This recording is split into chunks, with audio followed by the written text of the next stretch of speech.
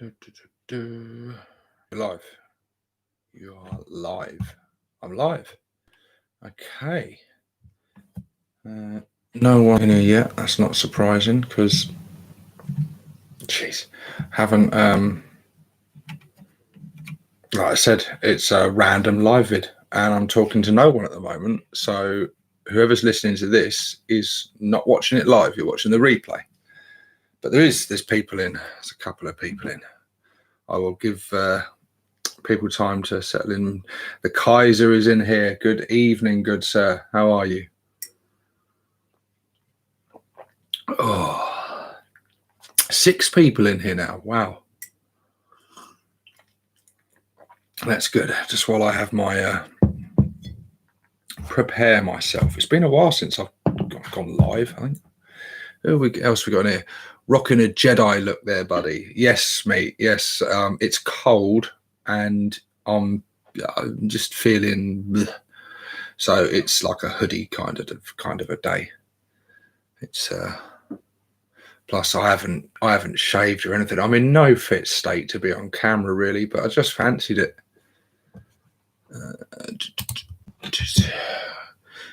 Evening Stevo says Crow Tuck Bro Tuck. Gary Knox, evening. Gubbins, Git, Yo, Squig Boss, Mad Knobs, Oi, Jude Asprey, hey Stevo, how's it going, boss? Very well, thank you, Jude.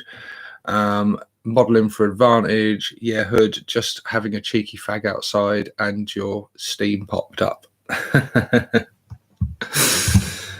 Yes, oh, blimey, 10 people in here now. So, what am I going to be doing today?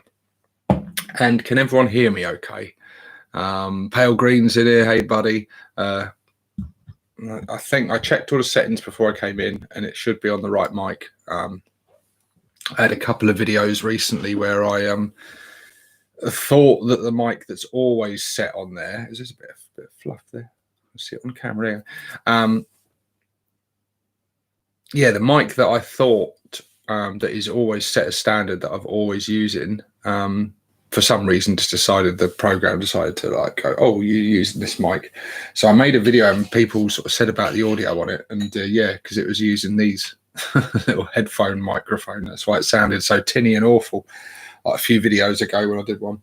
But I'd done it all by then. And I was like, oh, do you know what? I'm not redoing it all. It'll have to do, I'm afraid. So who else we got in here? 11 people in here now. 11 people, only 5 likes. Although to be fair, granted, other than sip my brew and mumble on about a load of rubbish, I haven't really earned those likes yet, have I suppose. Rivets and Dakar, hey up, this is a surprise. Evening all. Yes, yeah, I just fancied it. I thought it's been a while since. The main reason for going live tonight is because it's been a while and I'm trying to get the motivation to carry on painting this Gorkonaut. And I thought if I do a live vid, I can get a bit of painting done, interact with the community, and I can ask you guys some questions because I'm still deciding on colours and things. Not what colours, but like in what order and stuff.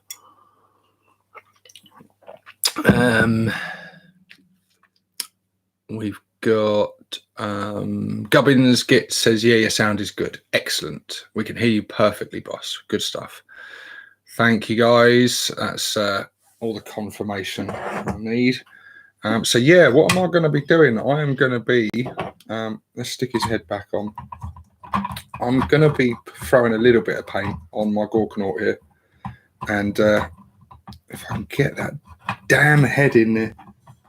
Go on, you sod. There you go.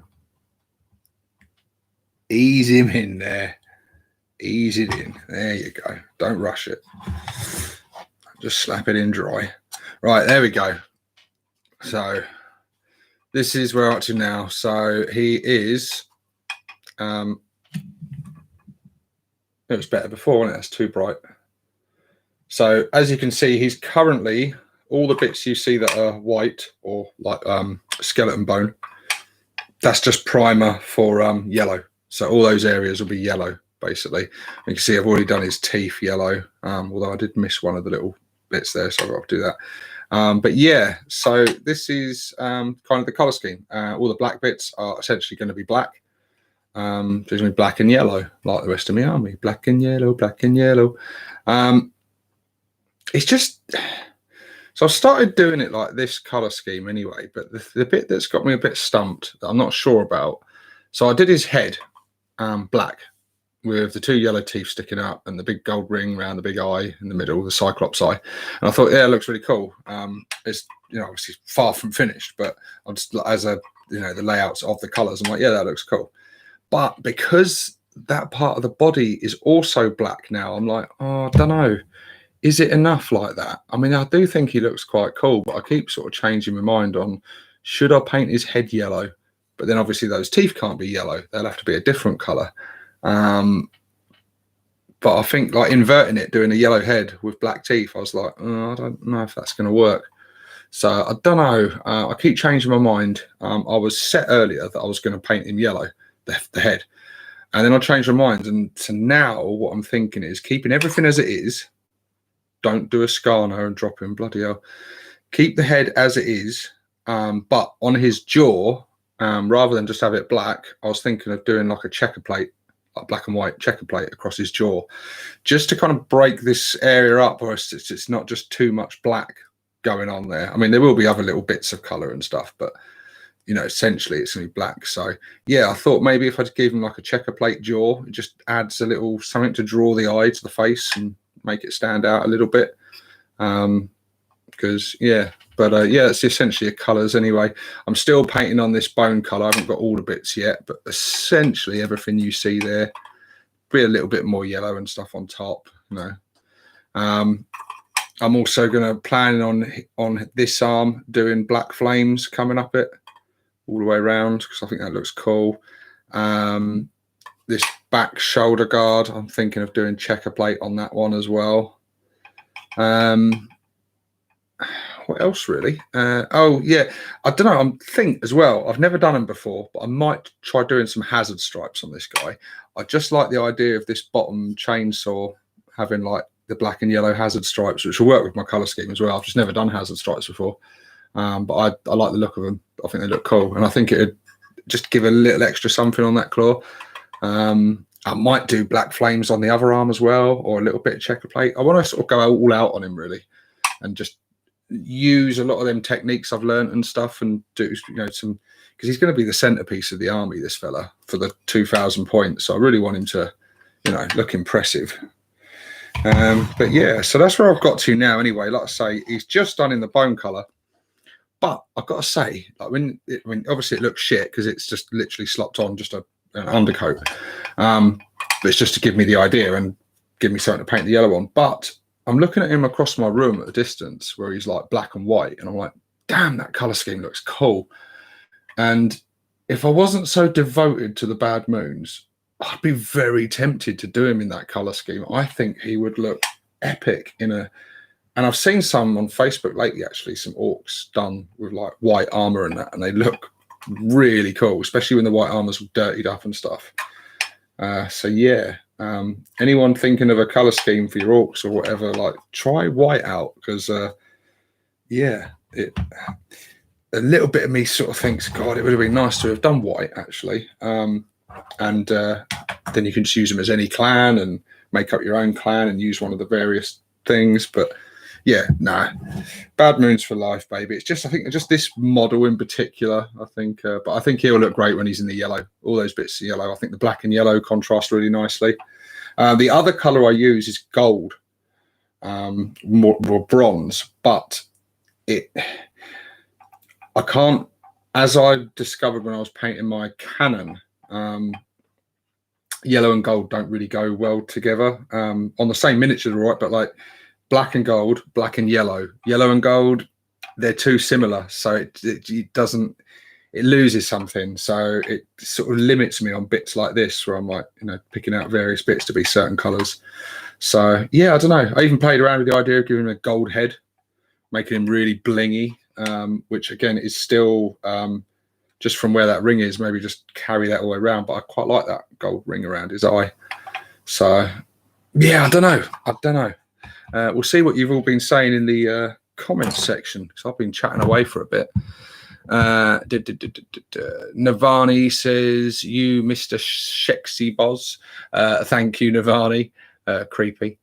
Michael Studios in here says, hi, Squig Boss Mad Knobs. Yeah, what's up with that? Start liking. Good old Squig Boss is in here. He's always rallying the troops. He's the resident runt herd getting you grots into order. Modelling for advantage, Gorkonaut. Just do it with a 4-inch brush, mate. Knock that cheeky fella out in half an hour. Modelling for advantage looks a lot like he's playing with his pens there. Hey, I think I missed something. That was, you said it quite a while ago, didn't you? Hello, Stevo, watching from Mexico. Wow, to all the Orky community everywhere. Thank you, Beasts and Brushes.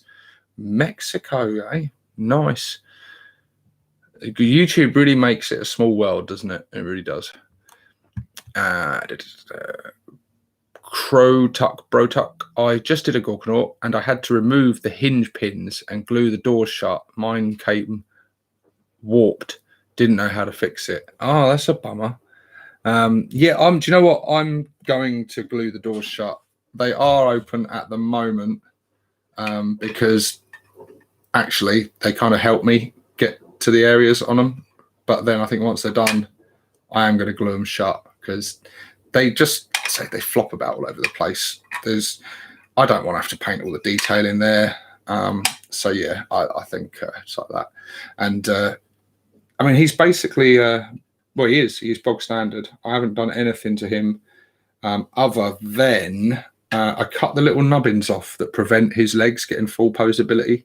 So I did that just so he was taking a bit more of a stride, because the way the kit comes, if those nubs, they kind of force you to have quite a static pose, which I think is kind of okay for the Gorkonaut a bit more, but I thought the Gorkonaut should look like he's striding a bit more into battle, so only a little bit. It's subtle, but you just got him a little bit more posability there. I played around with ideas of having him walking over things and that, but I just kept it fairly simple in the end. He's kind of angled to the side, and his head will be facing the same way that the gun, when he's done, it'll be glued in, and it's like that pose, giving it all that. I've gone out of focus, haven't I? I do apologise. Can we bring it back? It's because I've got my light here mucking it up, but I'm going to need that down when I get to the painting. Oh, there you go. I've got myself back in focus by accident. The light throws it off, I think. So everyone see my video earlier and see the leaks all over Facebook of the new knob. A lot of people called it.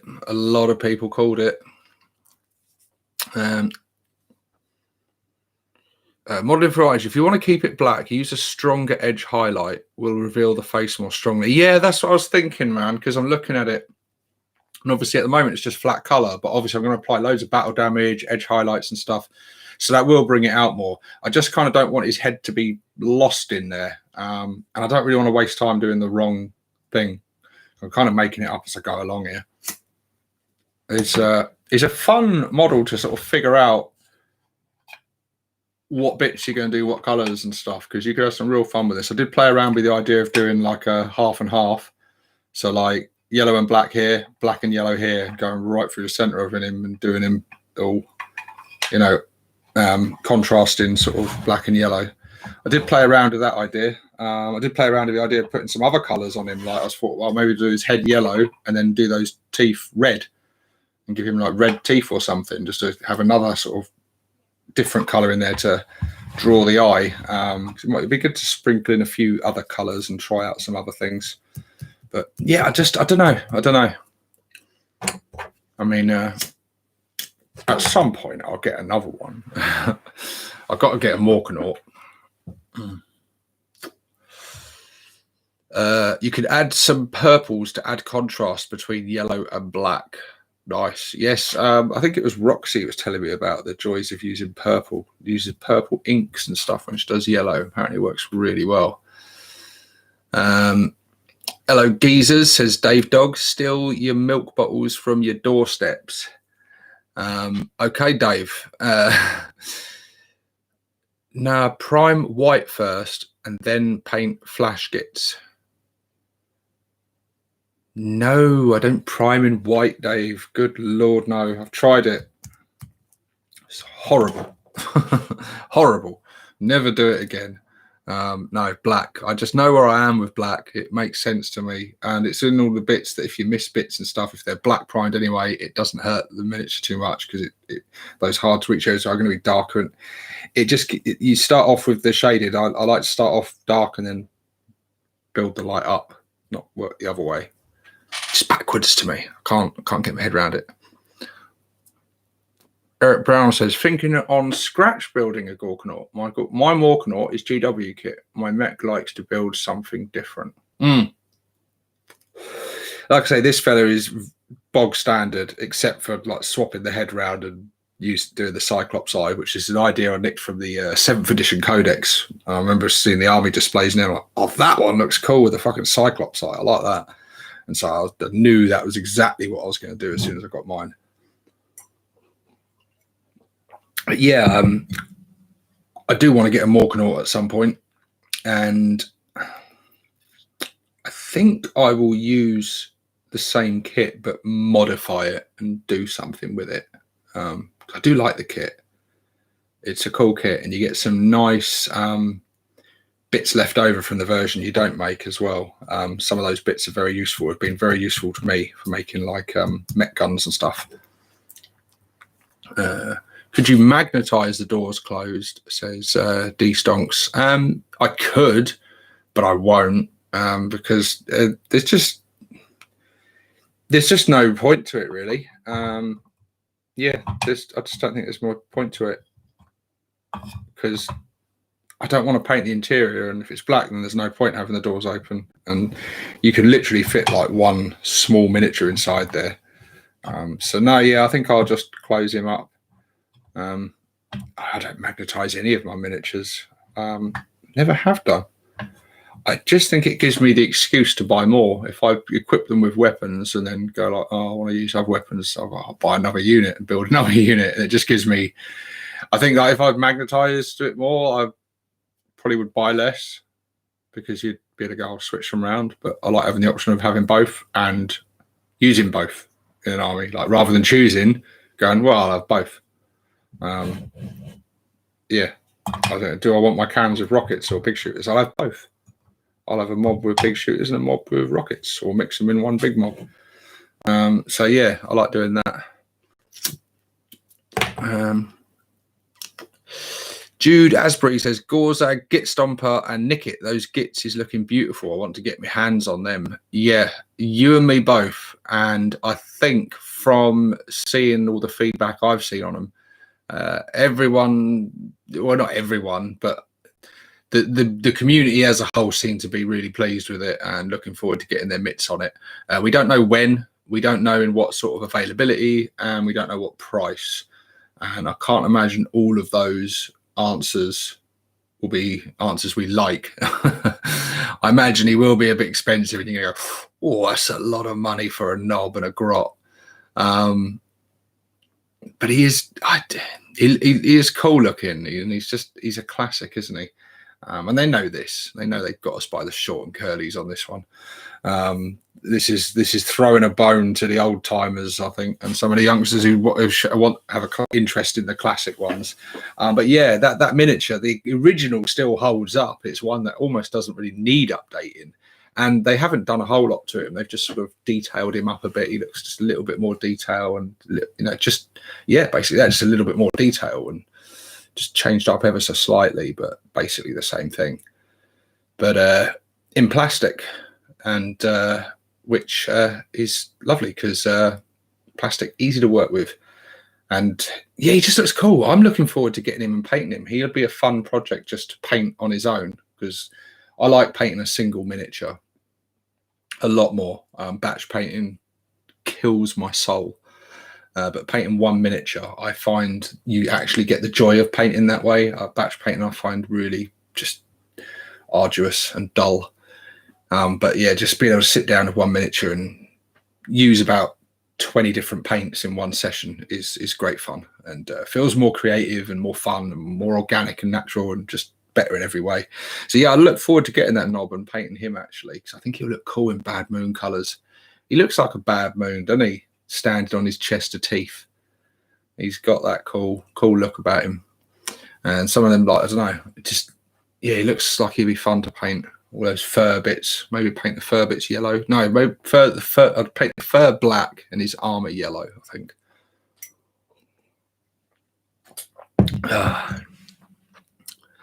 Let's see what we've got going on in the comments. Orc stuff. Hi peeps. Stevo, prime black all over, brown from just above horizontal and white from the top.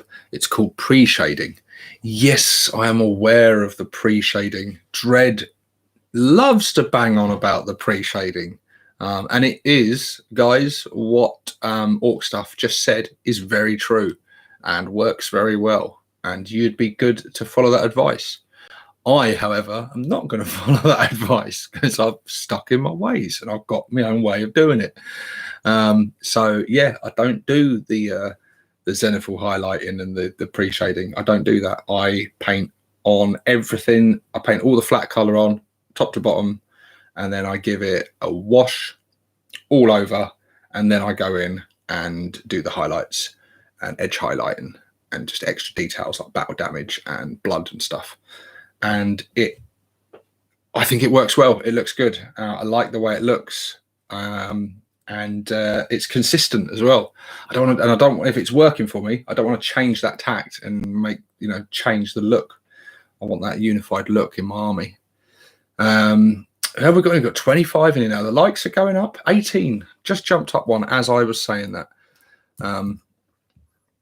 Who else we got in here? Poke Cactus is in here. I came for a bald knob and I'm not disappointed. Yeah. Thank you, Poke. Thank you. A Brax in here. Marcus Castellanos. I'm usually quite good at saying your name, Marcus. Marcus Castellanos. There you go. Got it that time. Are you doing some hobby or just chatting? I am intending to do some hobby, mate. I'm just enjoying this cigarette and this coffee and this chat first. I'm working my way into it. Like I said, doing this video today was like a little bit of a thing to motivate me a bit. I'm working my way to it. We've just got the kids to bed and stuff. It's been a bit of a busy day. So, yeah, I just had my flu jab today as well. I'm on the... I've got to have a flu jab every so often, and yeah, I had mine today. Herded in there like cattle, jabbed, but that's good. It's probably what's making me feel a little bit tired as well.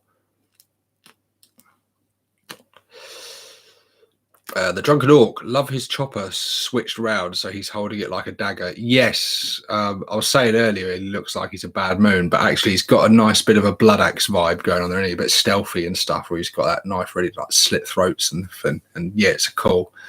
Or just plunge it down on someone.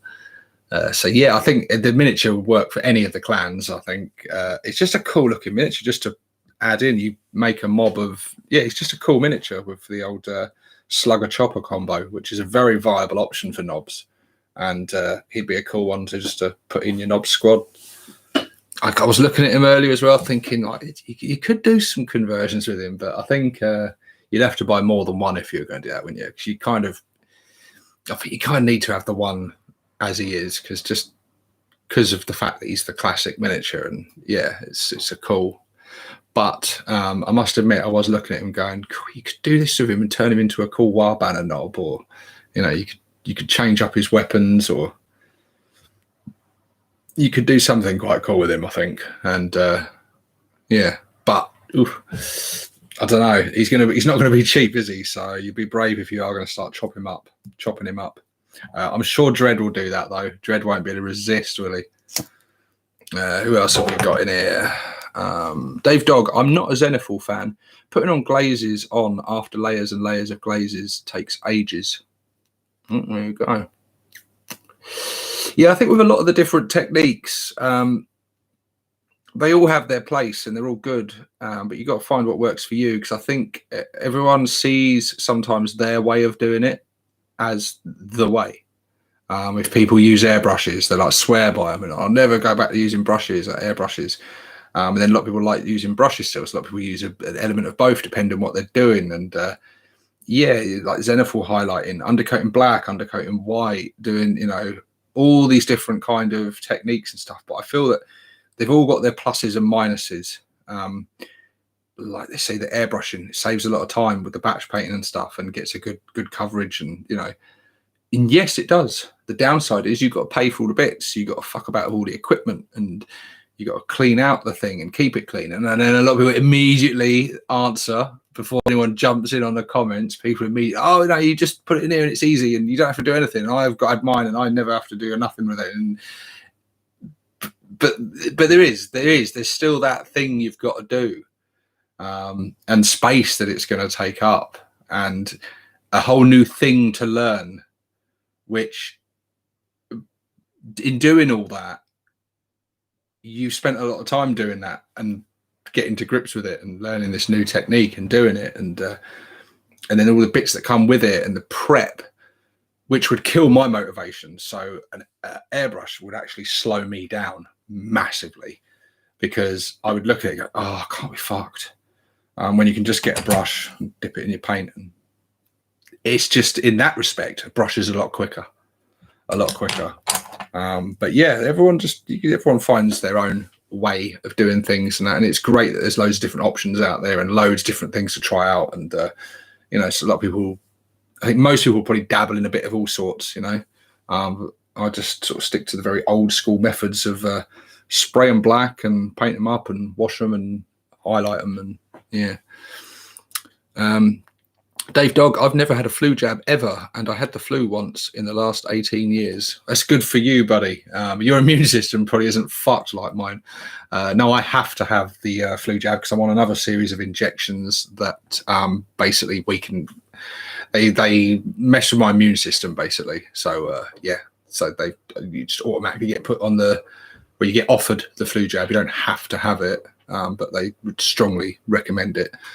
But yeah, since I've been having it, I haven't had the flu. So, Jude Asbury, hope that someone gets the new alt miniature on accident so you can see it, boss. Yeah, that is like, that's mental, isn't it? That was it an accident? Someone said earlier in the comments, saying that I was no accident. GW did it on purpose, you know. And you know what? Companies do things like that. They do these sort of viral marketing schemes and these things to make it look like it's been leaked, but maybe they actually wanted it to happen, because then it's free advertising. It spreads the word. As soon as it's like something leaked out, people want to know what it is a lot more than just an advertisement for it. In a weird way, it gets more attention. So yeah, maybe, or maybe they're just it just shows their incompetence there, or there's someone up to no good, because it's a weird thing to happen, isn't it? Yeah, very strange. I wonder if things like that have ever happened before. I've never heard of anything like that happening before, but I'm sure it probably has. What have we got going on in the chat? Boss Hog, I started messing with Zenithals recently on some fantasy squigs. I didn't do a great job, but boy, it was fun. But anything on squigs is fun. That is very true. Tipex on squigs is fun.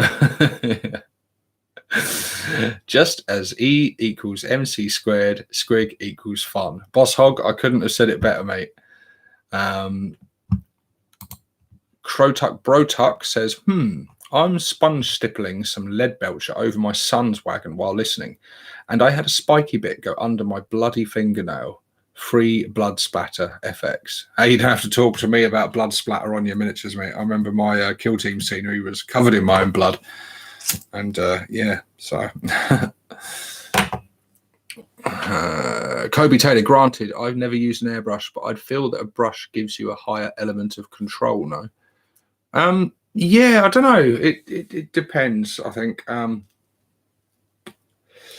They go like really fine, don't they? They're really fine and you sort of do it. But yeah, I wouldn't want to, personally, I wouldn't want to do like really fine details. I don't know, but I don't think there's many people that do everything with an airbrush, but they do a lot of it, and then they'll go in and just do some detail work with the brush. But they're sort of the base colors and things, and the shading and stuff they'll do with the airbrush, and they look amazing. The effects you can get out of them are incredible. There's no doubt.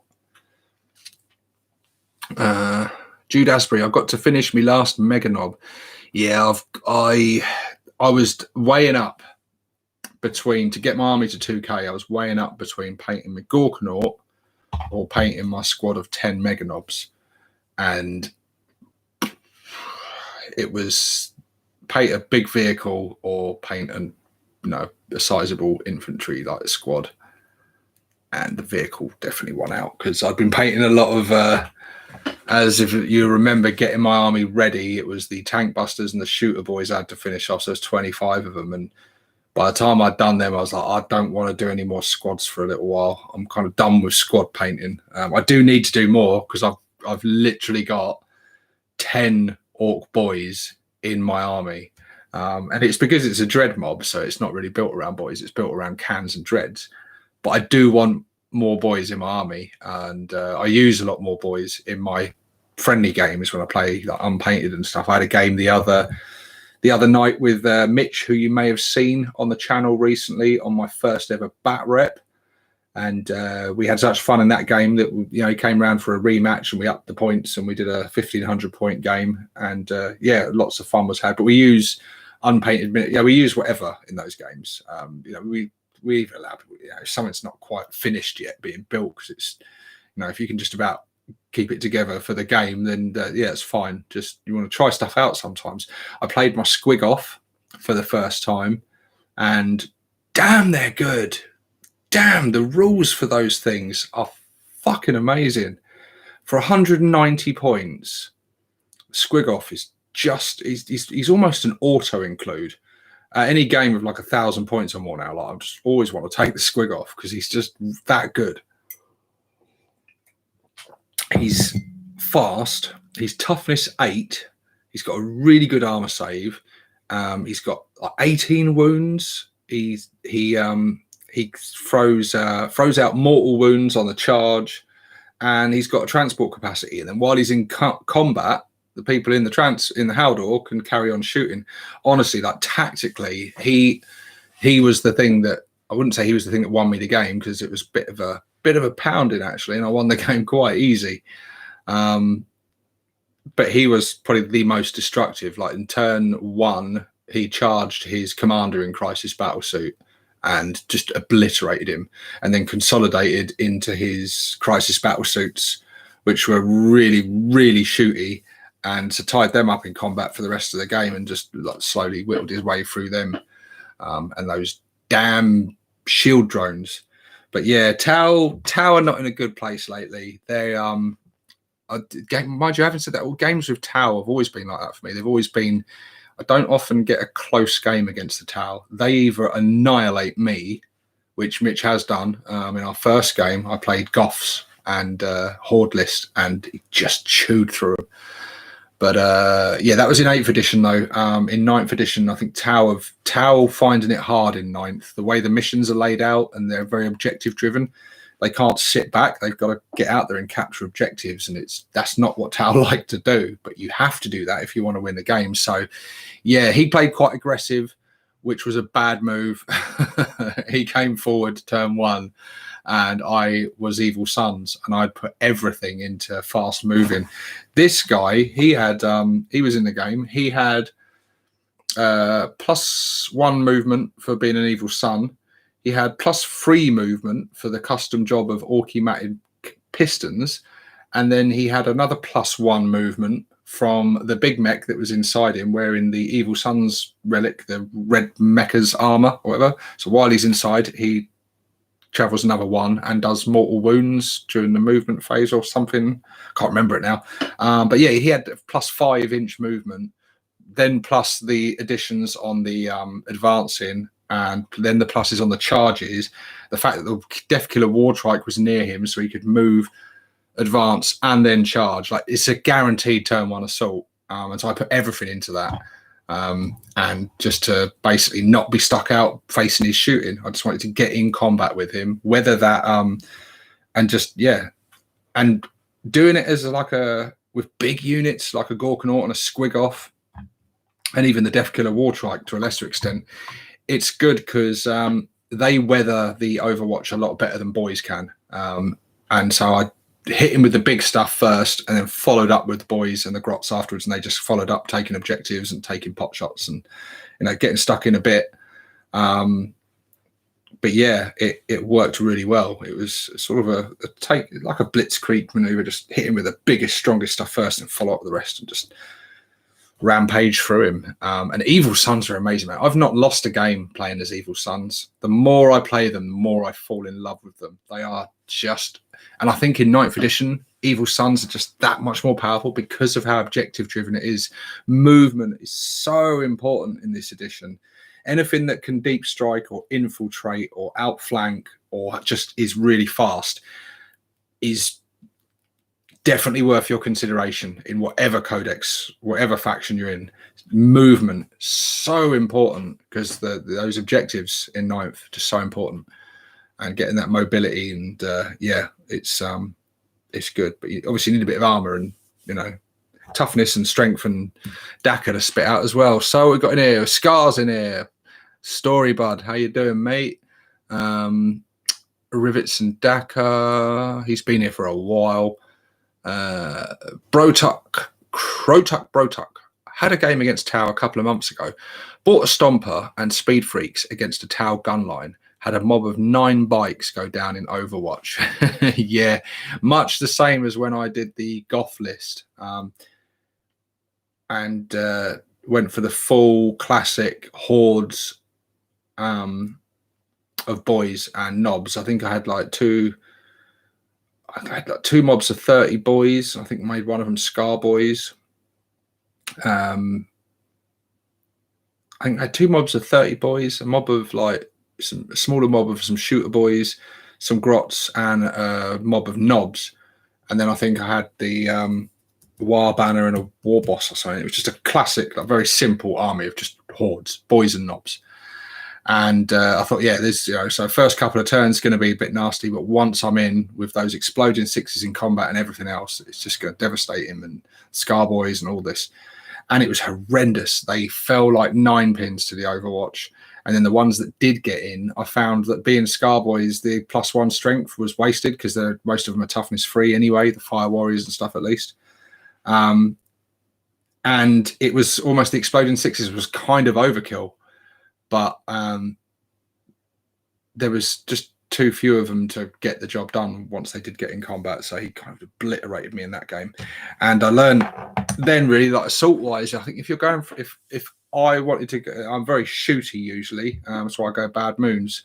But if I was going for like all-out assault, I think Evil Sunz are just better than Goths. They're just better. Yeah, they're not as good when they get in there, because they don't have those exploded 6s, but I don't think you really need them usually when you get like a full mob of 30 boys in combat. And you're more likely to, I think with Evil Sunz, you're more likely to get into combat than Goths. Goths still have to slog up the field, and they're just not as fast. And that, +1 on movement, orcs all moving on 6s, and then being able to advance.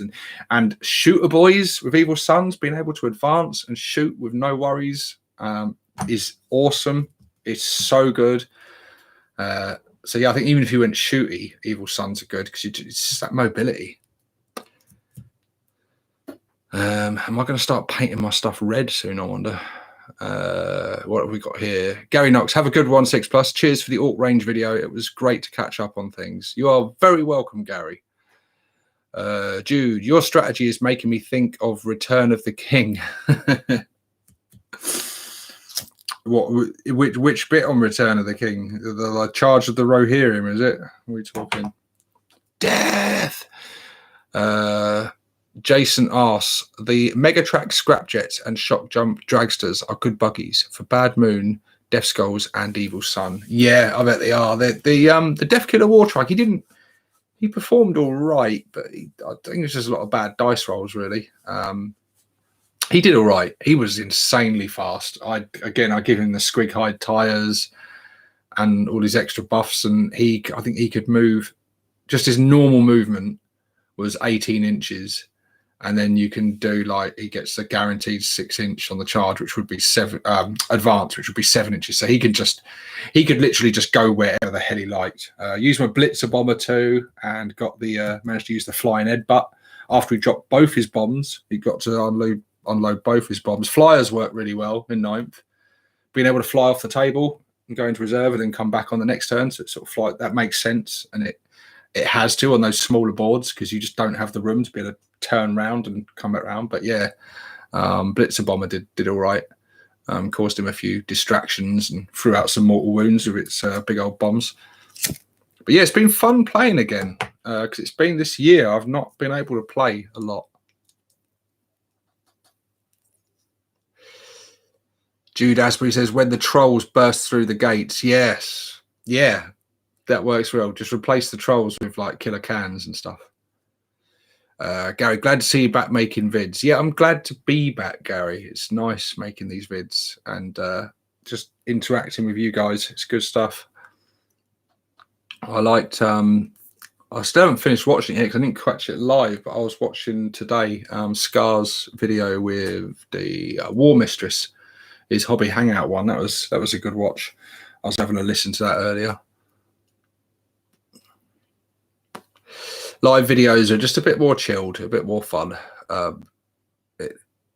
You can just turn the camera on, interact with the community, and especially random ones like this where I come to it without any real topic or anything. Who knows what we'll end up discussing. All right, I'm getting the wet palette out. I'm actually going to do something. I need to shake up this paint a bit first. Just talk amongst yourselves. God, I hope someone doesn't Photoshop this. Right. Let's get better action with the right. There we go. Right. We had a bit of fun in the Discord the other day, a few of us, when I was trying to find me mixing balls to go in my paint. I think without the video footage, it sounded a bit wrong as I was describing it.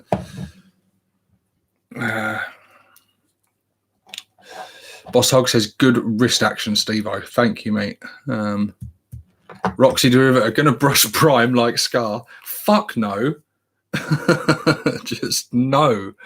God, I find batch painting and stuff boring enough as it is, having to just paint the entire model black. Now, I have done it from time to time when forced to. I was a bit delayed getting started on the Gorkonaut, actually, because I'd already primed him. But when just I was about to settle down and start painting, I was like, oh, he still needs a bit more. I could see like big patches of grey where I'd still missed a lot of primer, especially on the back and underneath. And I was like, and I'd run out. So I had to get myself back down Poundland and get another load. So 5 of these bad boys for a £5, £1 a can, and absolutely perfect primer. The best stuff you can get. Trust me, people. This is a different one to the one I had last time, but I sprayed it on. It's exactly the same.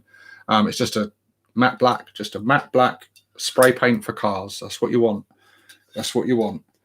This is designed to go on cars, you know, not toys. So the people are going to want it right, aren't they?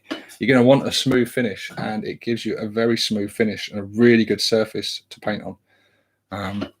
Yeah. And then they're not made to be £1. They're just surplus stock that they get on the cheap, you know. So it's great stuff. Jude Asbury, get your popcorn, lads, and watch the boss paint.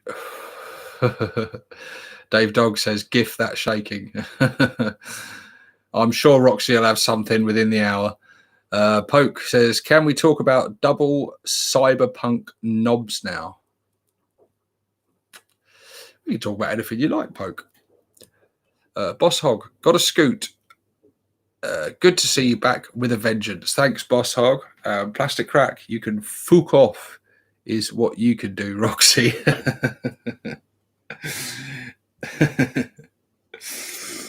She loves giving Scar a hard time. It always entertains me.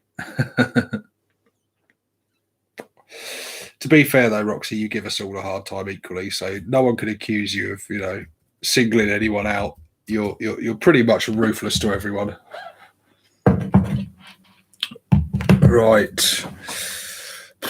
I'm actually going to do something. Right, I'm going to have to adjust the light. Hopefully this won't fuck the camera up. Move the light down. I'm just going to carry on. So, yeah, what do we think on the jaw then?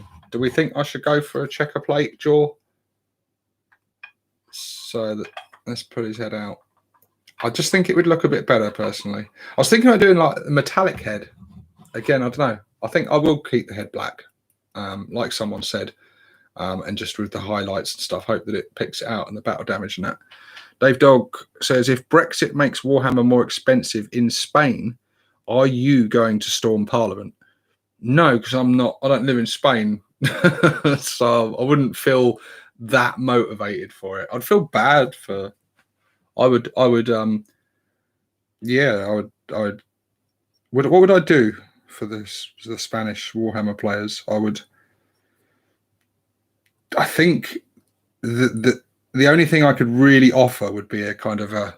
God, that's terrible, isn't it? Just a bit of feigned sympathy,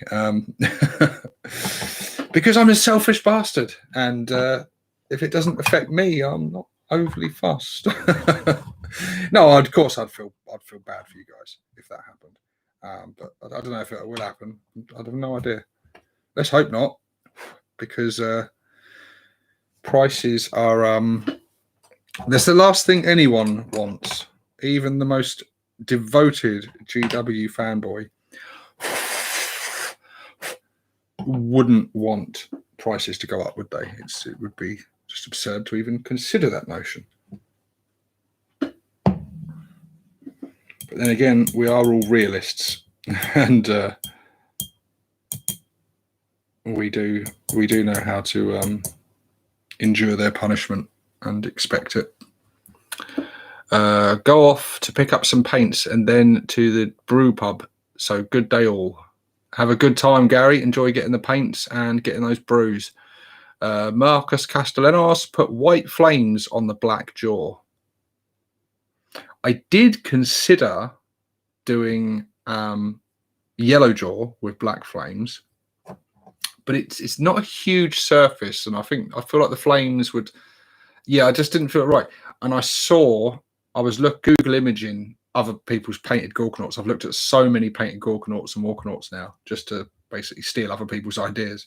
And I saw one with the checker plate jaw, and I was like, that looks really cool. And it's a nice little touch. And it's an area I wouldn't have thought of putting a checker pattern on. And I'm sure I'm going to end up regretting it when I actually start doing it. But I'm going to start painting the bone color on now. This is how I do my checker plate. I paint it all the bone color first.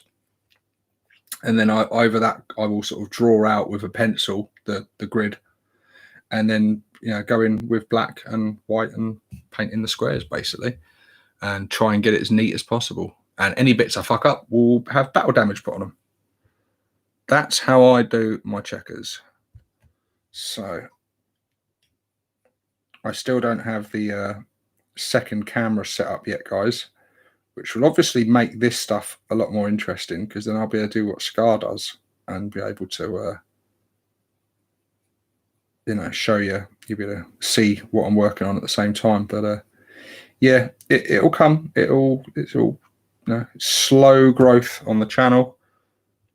But you look where I was a year or two ago. I was making all videos with my phone and a crappy little lapel mic, and yeah, just trying to figure it all out. Stuck with that shitty old camera that used to auto zoom all the time. So I've come a long way since those days, with all of your help, hitting all those likes and commenting and sharing the videos and all that good shit you guys do, and the Patreons as well. If any of you guys are in there, thank you so much. You really do help out the running of it big time. Funds most of these paints and miniatures that I get. It funds all of them, actually. I can't remember the last time I spent my own money from like job wages on Warhammer. I pretty much made it a sort of a self-funding hobby at this point, which I doubt it'll ever become a career, as nice as that would be. That's a kind of a dream in a way. But I would be content if it just carries on like this. Because, I don't know. I think having your whole career based on YouTube, well, first of all, I would need to up my views and subscribership considerably. I I'd feel so much more pressure, and I think it would probably stop the enjoyment of it for me a bit, if I'm honest. I think it would feel too much like work at that point, because it would be, you know, putting food on the table and paying bills, and I'd have to take it a lot more seriously. And then it would kind of kill the very purpose of why I do the hobby, in a way, to chill out and relax. And just YouTube got so much control. Like you could quit your job, and, you know, maybe your channel's doing really well. You could quit your job and be doing great, and be able to put so much more extra time into it, and growing your channel even more at that point, because you're putting so much more into it. But then just something could happen at any point. YouTube could just pull the plug on you, or someone could flag your videos, or someone hacks your account or something, because you've seen some shit like that go on. It's scary stuff, man. Terrifying. And yeah, you'd literally be putting your whole financial well-being in the hands of YouTube. No, thank you. I suffer enough with anxiety as it is. That would be fucking terrifying. Imagine them screwing your life, and then trying to reach out to someone and just getting a robot. Like waiting like 2 months for them to even respond to you, if at all. Oh, no, thank you.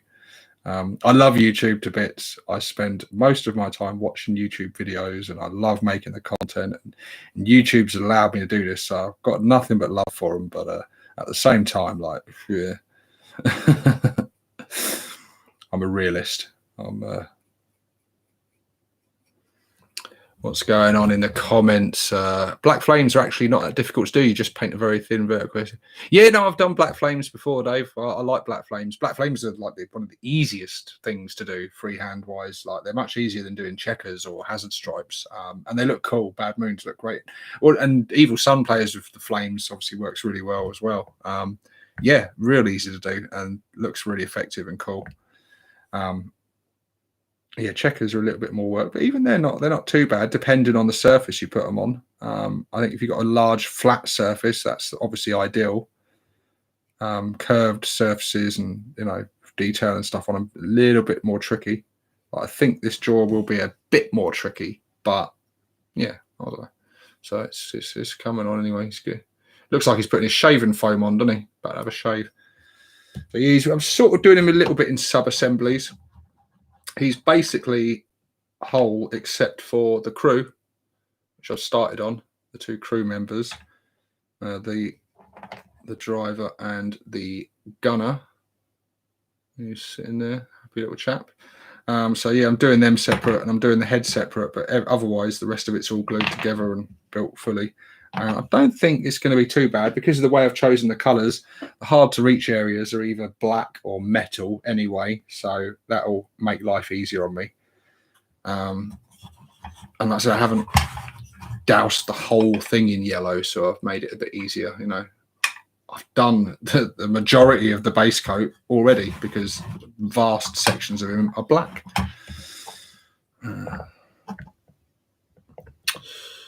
Who here buys ladies' stuff for their hobby? I got a ladies' nail polish bottle shaker for Judo. Mate, yeah. Some of my missus, she does eyelashing as like her business, her like hobby / business. I've got my YouTube, and 40k, and she's got her eyelashing and beauty business, and she does really well with it. And she's like a sort of a talented artist in her own right in doing that. The work she does is really good. I should know. I had it done on myself, didn't I? But yeah, she's got loads of tools and stuff. She's got a shaker thing for her glue. It's a little like it's a little handheld device that I'm not going to use the word. It shakes stuff in a fast action of back and forward. But yeah, and so I saw it. I was like, that's perfect. And the way you attach the thing, the glue pots are like exactly the same as these pots. Well, not exactly the same, but very similar, and these would fit in there perfectly. And I was like, oh, it'd be great for mixing up my paints. So yeah, there's that, and makeup brushes for like getting certain dry brush effects on. These are so good. They're so good. And so cheap. You can walk into like certain shops. Don't go expensive brands. Just get cheap old ones in like cheap places. They sell them in big packets of them. So she had a whole pack of them. And I was like, oh, can I have one of them? I want to try something out. Tried it out. I was like, oh, that's perfect. So yeah, I do. I don't buy the stuff. I just steal the stuff off my missus. Although I did buy a pack of tweezers the other day. Again, another Poundland purchase. A pack of 4, all different like shapes and sizes. Just 4 tweezers, and I mean, what could go wrong with tweezers? 25 pence each. That worked out as. But they're handy for like picking off like hairs and stuff, and tweezers are just handy. I don't need to tell you like that. They're just useful to have, especially when you've got a cat who likes to fucking come and sleep on your desk and leave cat hairs everywhere, and then you're painting these bastard cat hair stuck to the fucking thing. Brooke Potts is in here. Hobby Hangout. I'm excited. Good to have you here, Brooke. Dave Dog, I went into a department store and asked them about nail files. That was fun. Oh, I've had to go out and make purchases from my missus, mate.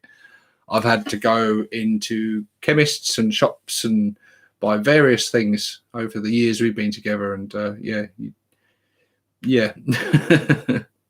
It's not so bad if you're buying loads of other stuff as well.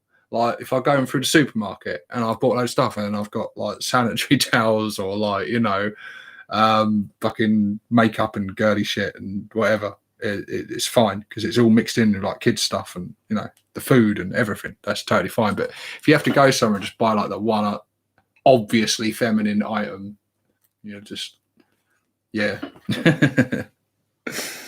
But yeah, I kind of got over it now. I don't really care.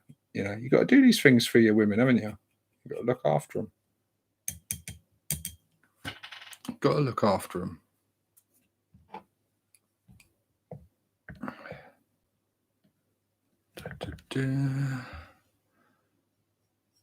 I can only imagine what's going on in the chat. Pound shops are your friend.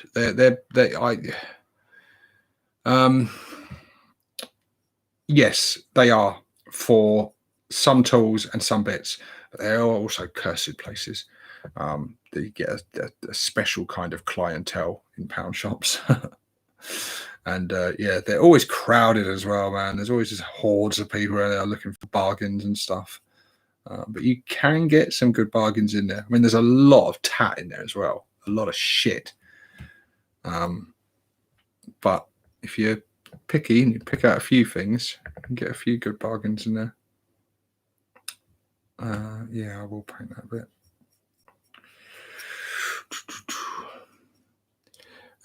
Roxy, I retire my makeup brushes to the hobby desk. Get over that. Get over the fragile masculinity BS and buy your damn makeup brushes. I presume you're talking to the rest of the viewers, Roxy, and not me. Why would I buy them when I can just steal them when they're here already? That's the bit you're missing. And there's nothing masculine about a bargain or theft.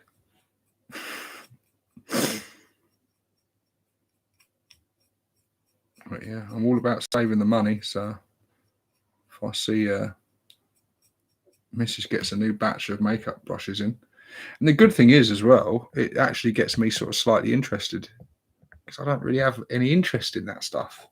But now I sort of know the possibilities of some of these products with the hobby. It's like, oh yeah, what you got now? Oh, new makeup brushes, you say? Interesting.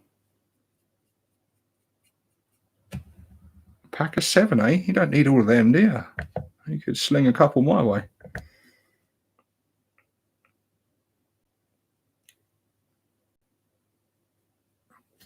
Pale Orc. So when do we see a Bad Moons squig off?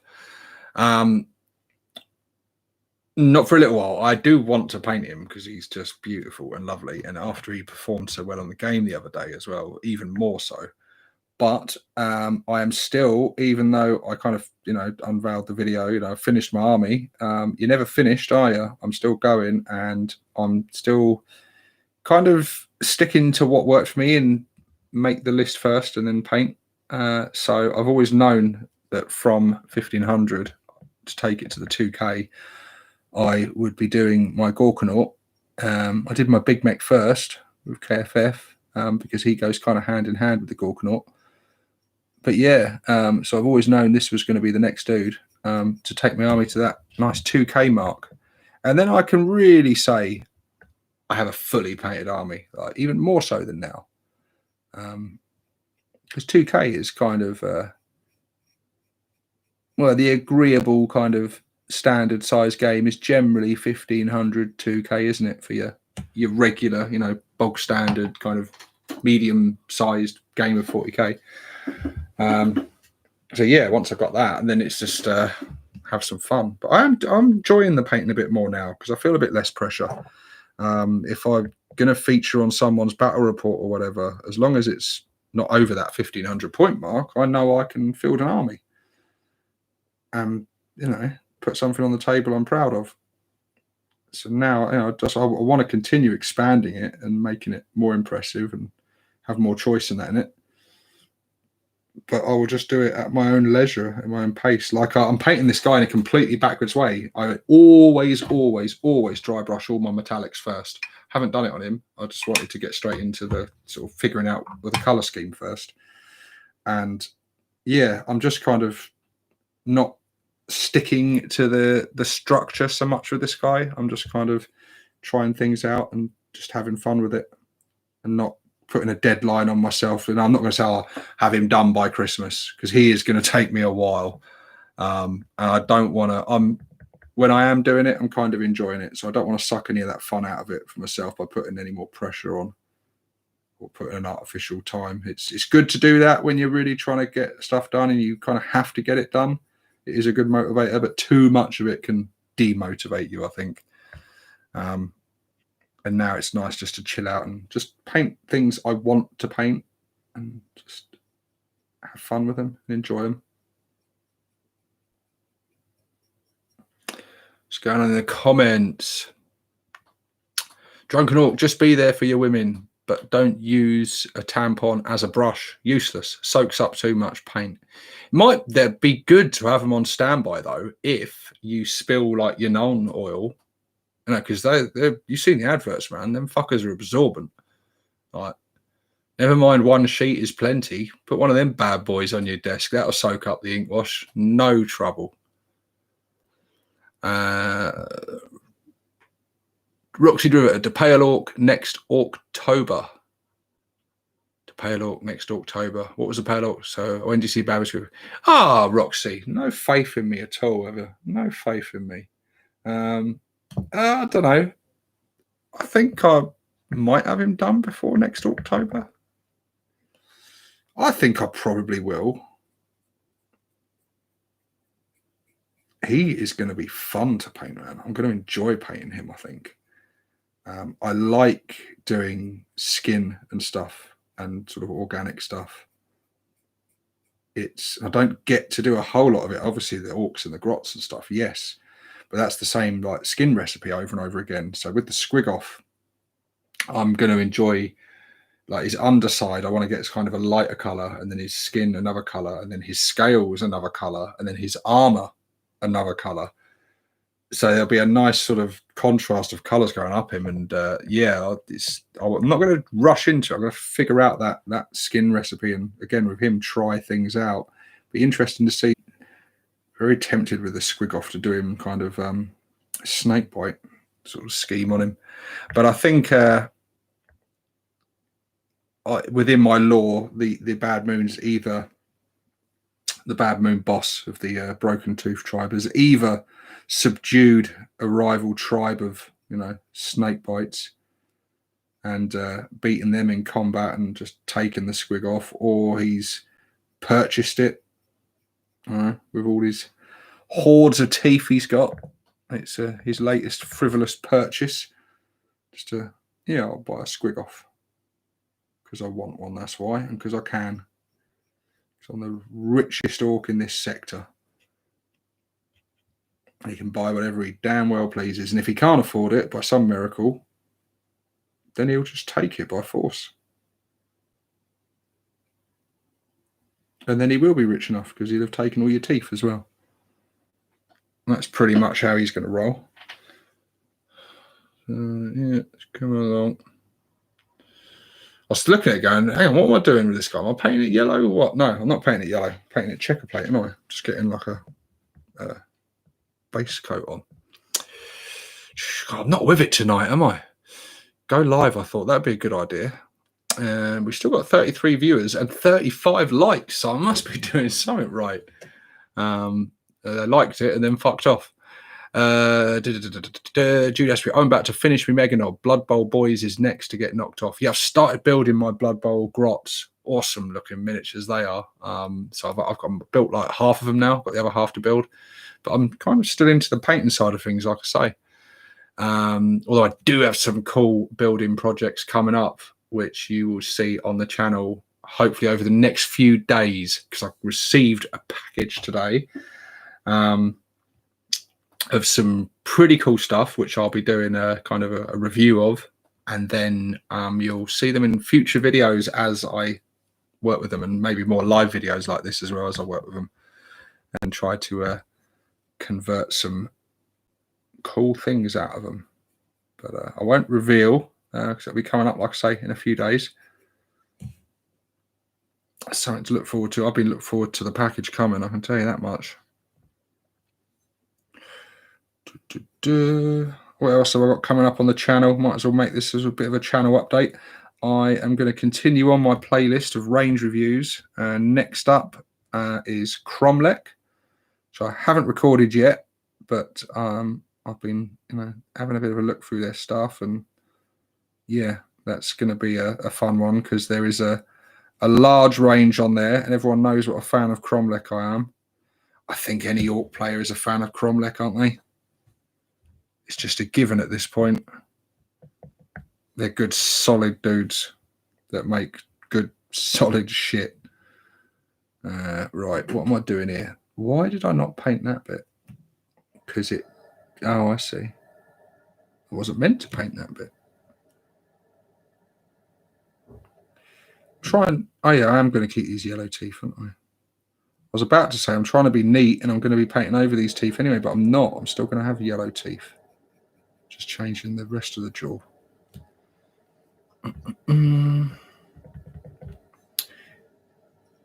Yeah, I've just found this skeleton bone, a really, really nice colour to paint yellow on top of. It means I have to paint far less coats of yellow. Usually just two coats of yellow usually does it. Whereas when I'm doing it over the black, it's at least 3 coats on a good day, but usually more. I mean, it covers pretty good after you've done it in this in just 1 coat, really. I just do another coat just to get them little bits you miss, and that really just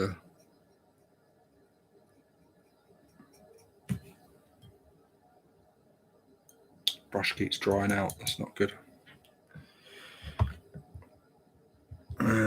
What else? So, and what BC says, Cromlech, good solid dudes who make good solid shit. Perhaps more fiber. Perhaps. The Cromlech Orc terrain needs more love from our community. It's MDF, but it's great. I can second that because I've got some of it, and it's awesome. Really detailed and really, really cool kits. A lot of people aren't that interested in terrain, though. A lot of people, armies and stuff, a lot of people don't. There's a lot of hobbyists that just don't touch terrain. It's far less sort of popular than miniatures themselves, which I kind of understand to a degree. But the terrain's really cool, man. Terrain creates that whole world, and I've always liked things like that. The terrain was one of the things that drew me into the hobby, really. Seeing these cool battlefields and stuff. It's all well and good having a cool army, but a cool army looks so much better if it's on a cool battlefield. Roxy says, working on a vid review on the Tiger Wagon today. You're actually going to make a fucking video? Shit. Bloody hell, something must be in the air. Good on you, Roxy. I look forward to that. It's about damn time. Content is a bit thin on the ground, young lady. Let's have more, please. More. Actually, I can't really say much. I've been threatening to have Roxy on the channel for a long time, and I'm going to have to make that a reality very, very soon and stop chatting about it and just get it done, because it would be great to have Roxy on the channel. Another great colour to paint yellow over is Privateer Press P3 paint called Minoth White. Crotuck Brotuck says, "Oh wow, Roxy, I wanted one so bad. Looking forward to that." Yeah, it should be good. I'm looking forward to it. It'll be a good video. MDF equals fibre of a sort, yeah. Brook Potts, the Tiger Wagon is gorgeous. It is. It's an awesome kit. It looks so cool. Jude says, "I sadly don't have any Cromlech stuff." Well, that's all right, Jude. That just means you've got it all to purchase. There's loads of stuff on the Cromlech side of things I could recommend. And pretty much whatever you there's so much stuff on there. But yeah, the terrain, like I think it was Dave Dog that said it, the terrain is really good. Well worth a look. The terrain alone is worth your time. Tabletop scenic stuff. It's very cool. And they just do so much orc terrain now. You can have a whole orc village or city or encampment or whatever, fortress. It's good shit.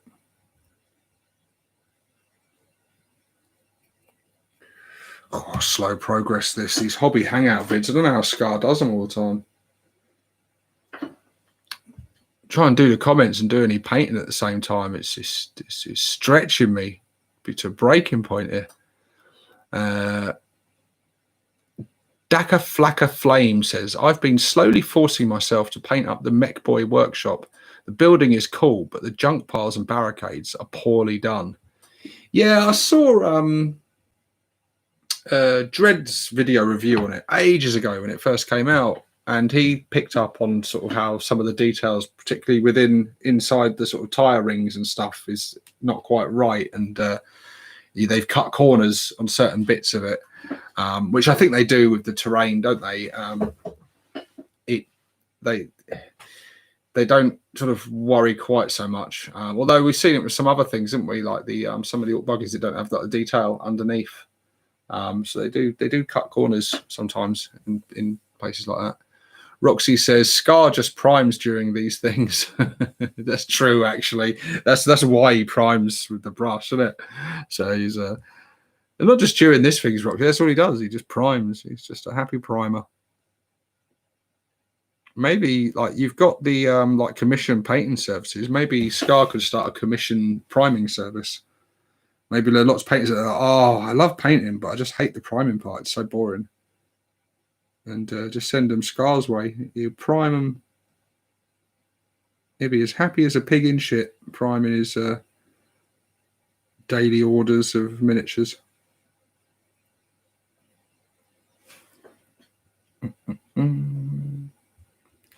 Now, the real service that we need is a mold line removal service. I wonder if they exist, like commission mold line removers. Because I tell you what, I wouldn't half be tempted to pay for that service. Roxy says, "Scar primes the fuck out of his minis." He certainly does. I don't even know if he's still here, Roxy, because he's not responding to him. He's probably too busy priming, isn't he, to type anything out. Let's be honest.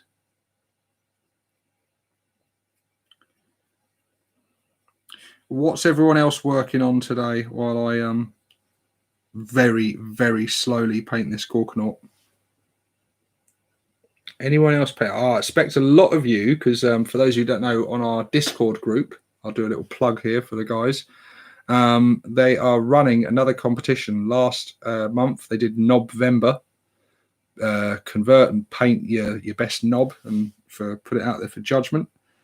And Brack did a video recently unveiling all the entries and the winners of that competition, and there was some cool entrants on there, including one from myself. But in the Discord group this month, they're doing Defcember. So people are getting their Def Dreads built and painted and ready to enter into that competition. So that should be cool. There's still time to enter it. It depends how fast you are at working. Obviously, I guess you've only got till the end of the month. But cool project to be getting on with. You can never have enough Def Dreads. You could always use more. And let's face it, Def Dreads are fun, aren't they? They're fun. So get involved in that one, guys. Follow the link.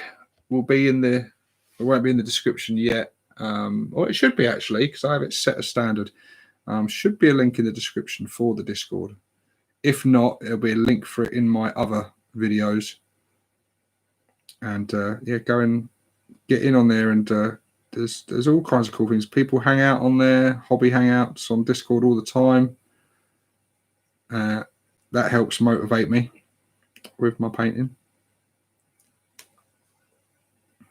But yeah, I'm looking forward to 2021.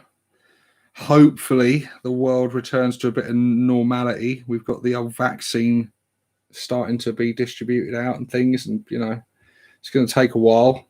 It's not going to happen overnight, but hopefully the world will slowly return back to normal, and I can get more people round and go around theirs and get some more back reps done, because it was a good experience doing that first one, and I think it went quite well for like a first attempt, and I learnt a lot from it, and I look forward to doing more. But certainly I'll be sticking to the 500-point games for a while, because cool, if we had tried to film that 1500 the other night, we finished at like 2 in the morning as it was. Trying to film a video at the same time. Whew. And we were both trying out a lot of units we hadn't used before and things as well. That always slows the game down a bit. I'd never used my Def Killer War Trike before. I'd never used the Squig Off before. So there was a lot of rules and things to keep checking and reading up on.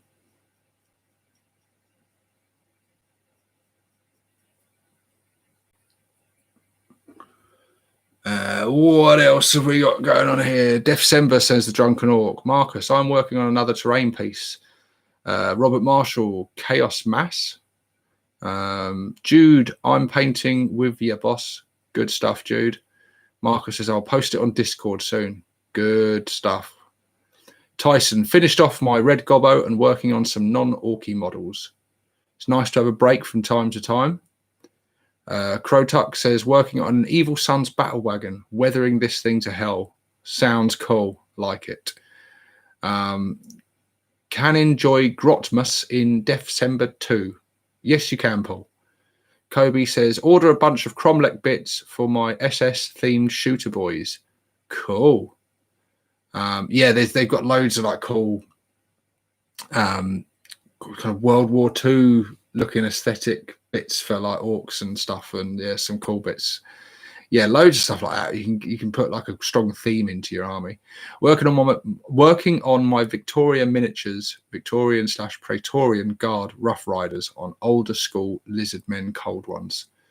Nice. That is very old school. It brings back memories of Catachan codexes.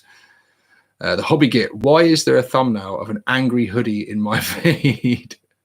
My Cromlech half-track Scorcher is going to be Evil Sunz. Cool. Just lots of people saying hello to the Hobby Git who's in here.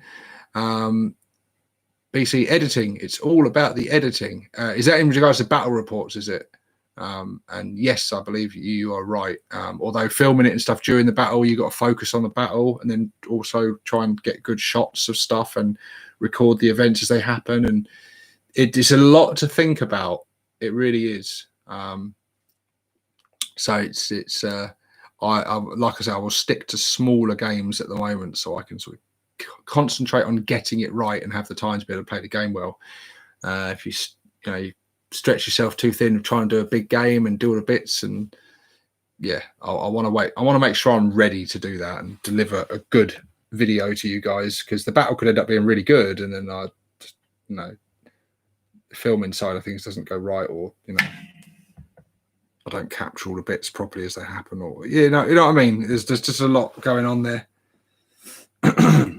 So I didn't want to dive in at the deep end straight away on a first attempt. You know, rolling up my sleeves going, yeah, I've got this. How hard can it be? Always famous last lines. What's the pride becometh the fall, or something like that? Pride cometh before the fall.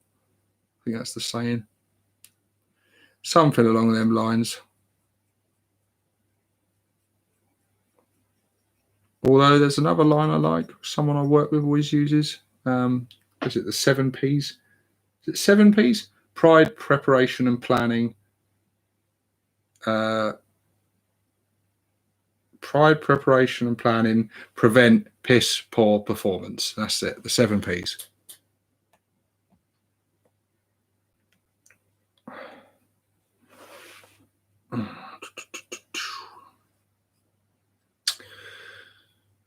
What else have we got in the comments? Flipped Arms, Skitsbird. My bro is starting Oxford this Christmas. What advice would you offer to someone just starting the Green Tide, gaming-wise or whatever? Good question. And one I was thinking about a while back, actually, and was thinking about, you know, doing a video or some videos about, you know, tips for like starting out with orcs and that.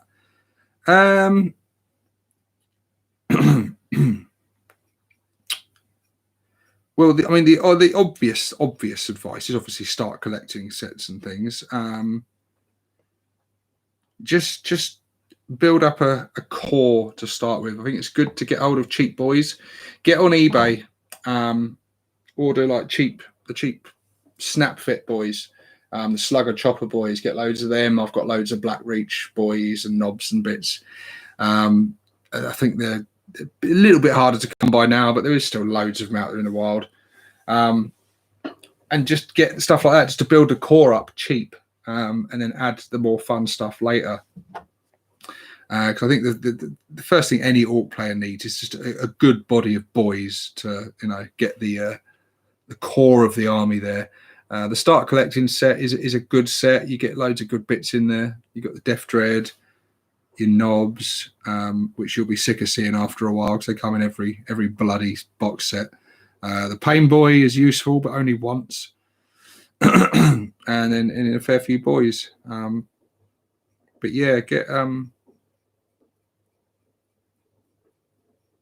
I basically started out by bought like 3 boxes of Battle for Vedros.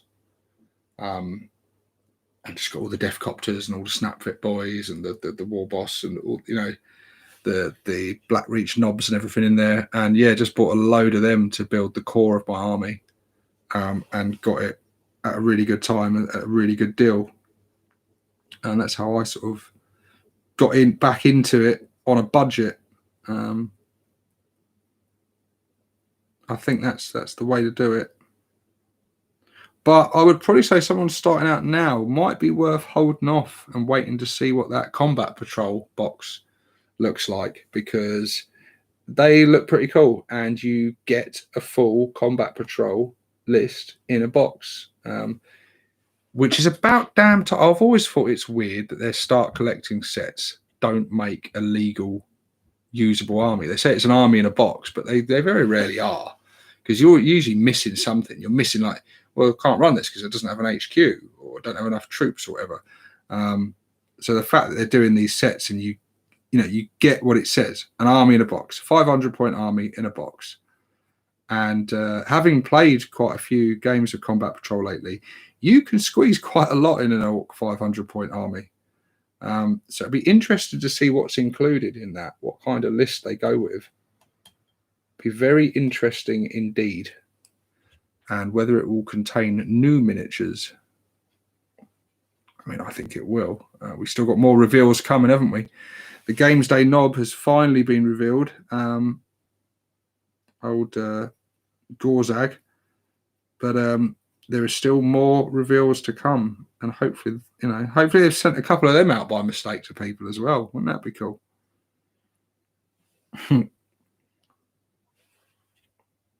Get that hype train going. Because everyone knows I enjoy a good hype train.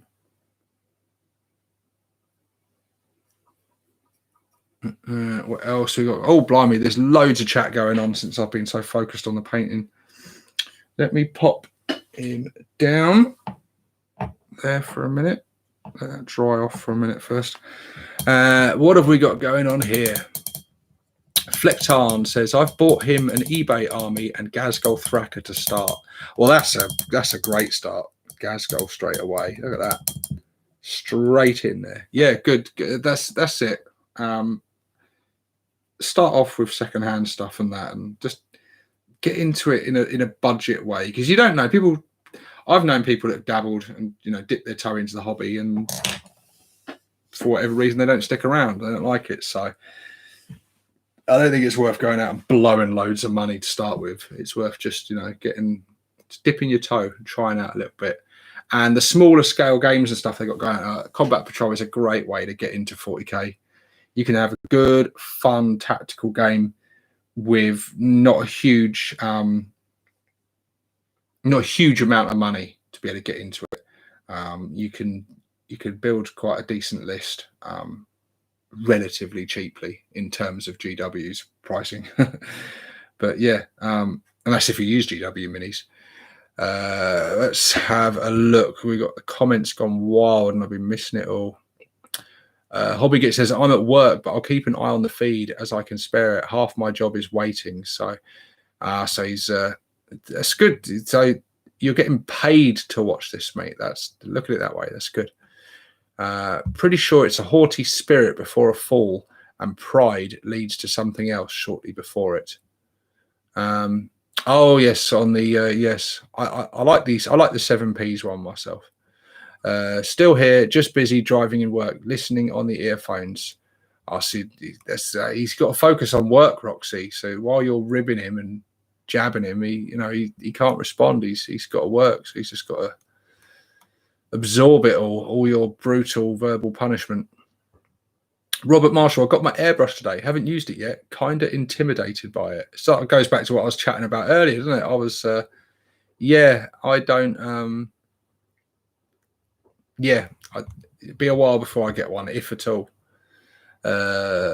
Scar says, building mold line, cleaning and priming are my favourite part of the hobby, so would not be a bad business. The reason why I only really prime or base layer is to prevent tunnel vision during streams. Yeah, like I'm showcasing here perfectly. But no one likes removing mold line, Scar. What the hell are you on about?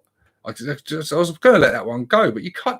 No one, what kind of nutter enjoys scraping mold lines off models? It's a fucking chore and nothing else. And no good can come from it. The world would be better if they didn't need mold lines removing.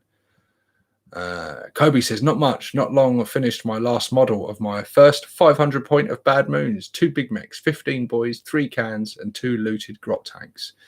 Cool little list, man. Like it.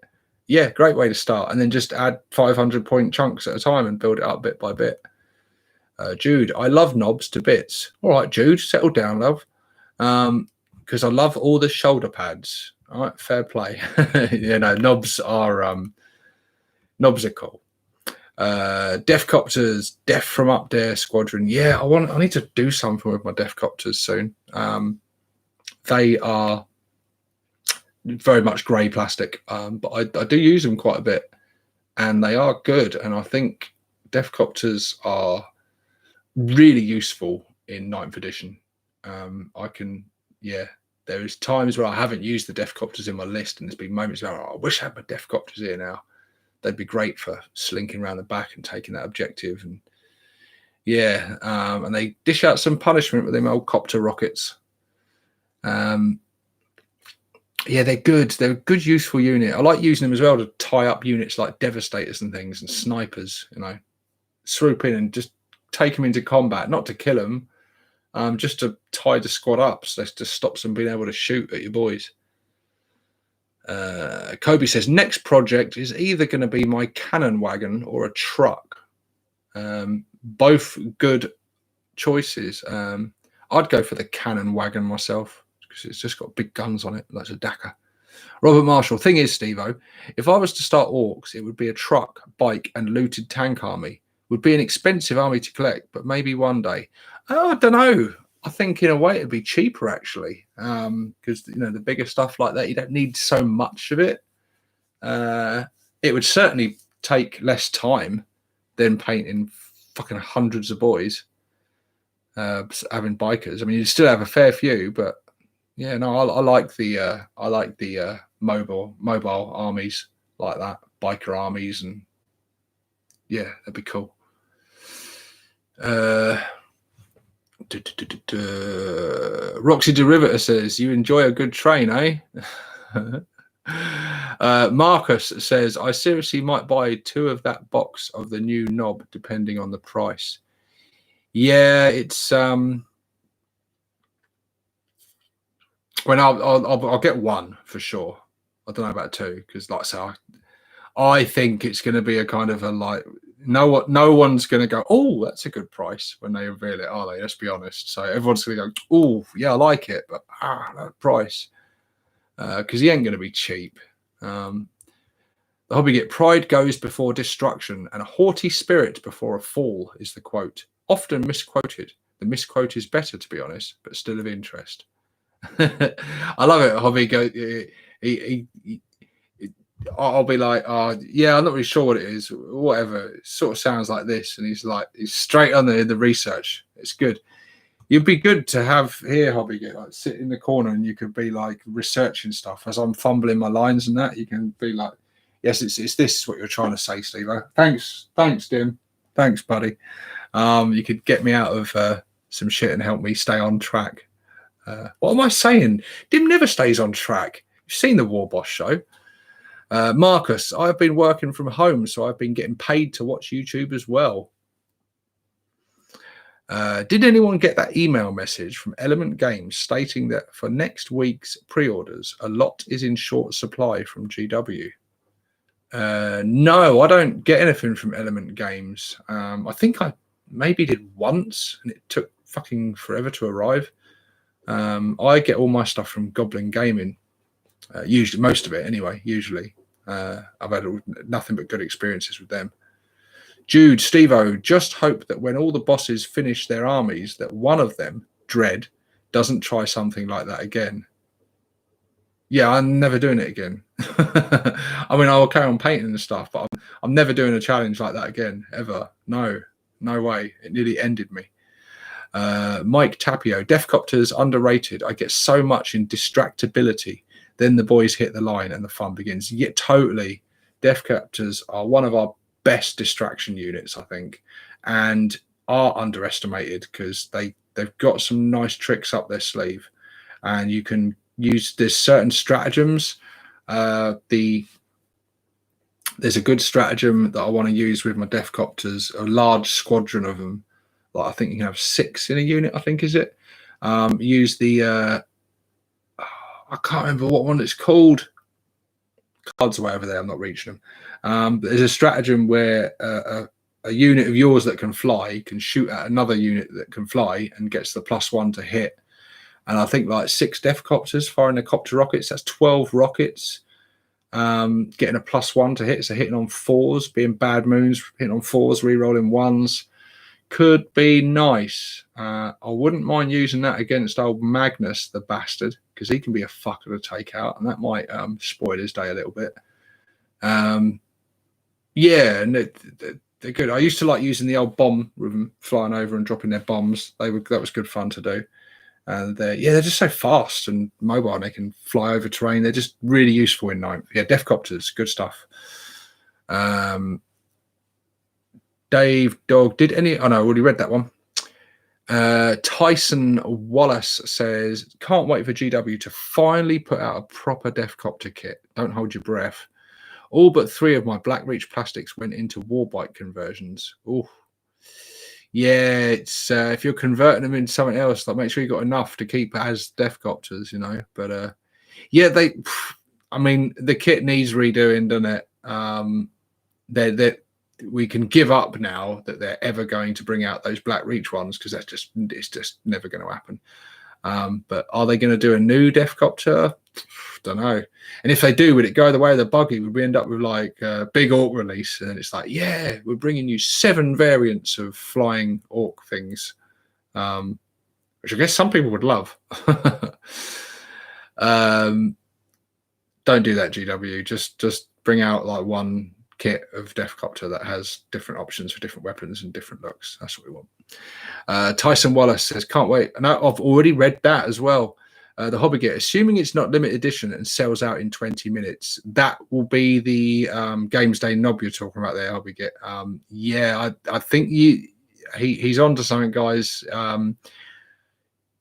It's got the look of a model that will be store exclusive or limited edition or just, you know, online exclusive or something.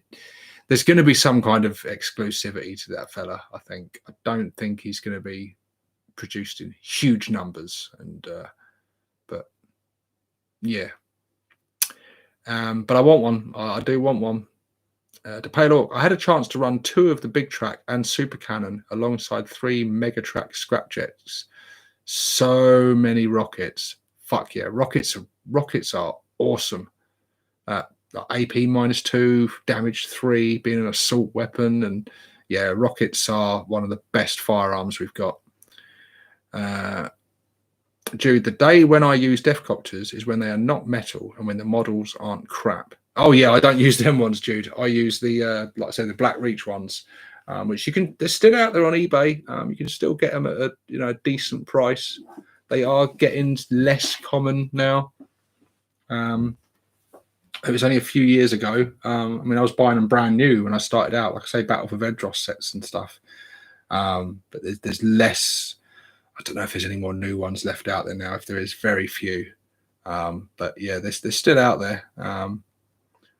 Yeah, Mike says, Jude, get on Reddit or eBay. All my copters are for Black Reach. Yeah, that's what you need to do. The Hobbygate, incidentally putting limited run minis into Rumour Engine sneak peeks is a dick move. They've done it a few times now. Yeah.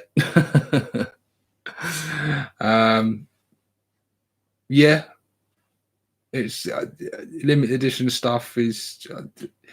all the companies do it nowadays, don't they? Limited runs of things and that, and it is annoying. It's kind of a cheap way to make things desirable and get them selling quick. But yeah, I mean, yeah, like I said at the beginning of this video, they got us by the short and curlies, didn't they? Because they know we want it. They're throwing us a freaking bone. And we haven't had a lot for quite a while now, and so anything new, like, oh, he is a good-looking miniature. I've got to say, it's he does look very cool. So I think we're all going to be fighting and squabbling to get our mitts on him. And hopefully, he won't be too limited. Hopefully, everyone who wants one can get one. The Pale Orc says 4D6 rockets at 60 inches and 6D3 plus 3 at 24. Lovely jubbly, lovely jubbly. Gubbins Gits, would Tool MB blades make decent copters? I don't know. Crotuck Brotuck, I've been debating on kit bashing some of the AOS dwarf airships into freebooter defcopters. I already bashed an Gorkonaut frigate into a Chinook warcopter.